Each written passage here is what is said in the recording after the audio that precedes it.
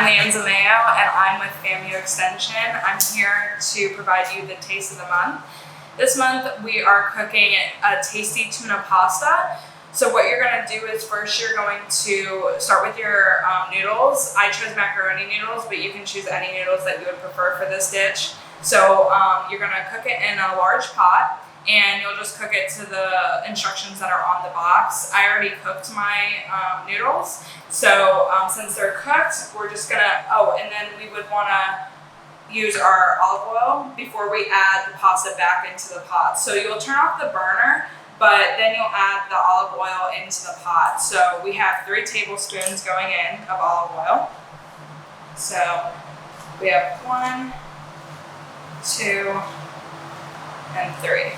And olive oil is really good for you. It has antioxidants in it and anti-inflammatory items in the olive oil that are going to help with preventing chronic diseases like heart disease or cancer or Alzheimer's, chronic diseases like that. So once your olive oil is in there, you're going to add back in your pasta.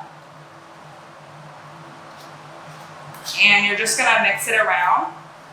Make sure you get all that pasta. And you want all the pasta to be covered in the olive oil. So that's what I'm doing right now. So again, the olive oil has those anti-inflammatory properties, and it's been shown to prevent chronic disease. So that's why we want to add in the olive oil to this recipe. And then we're going to take canned corn and tuna. Now, some people talk about how they're nervous about using canned vegetables. I personally love canned vegetables because they're cost effective and they are shelf stable, so they stay good for a long time.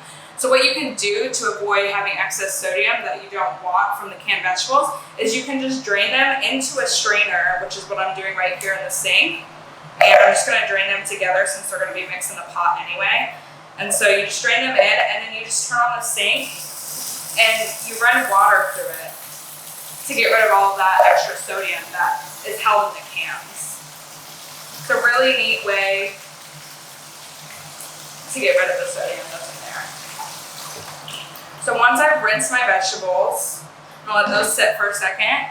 And also I have 2 cans of tuna here. And this is tuna that's in water. So I've already drained them. So we're just going to add them right into the pot. And I'm going to use this spoon to go ahead and get this into here. So that's 1 can, and then we're going to go ahead and add the next can. And then now the vegetables should be good to add.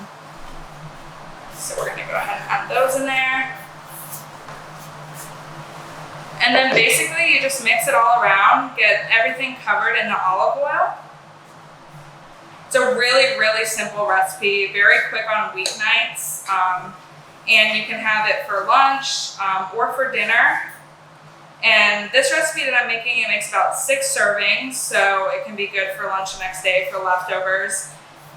This also has peas in it, which are really good along with the tuna. This entire meal provides a ton of protein. The peas also offer an excellent source of fiber, so you're getting a good amount of fiber. And what fiber does for you is it helps with your digestive system. It's going to help reduce or lower cholesterol in the body, which overall is going to help with your heart health.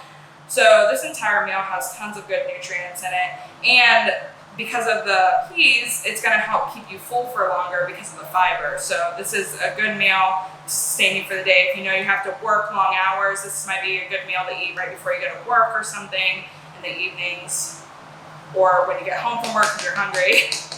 But anyway, this is our taste of the month. We hope you enjoy it. Let us know what you think.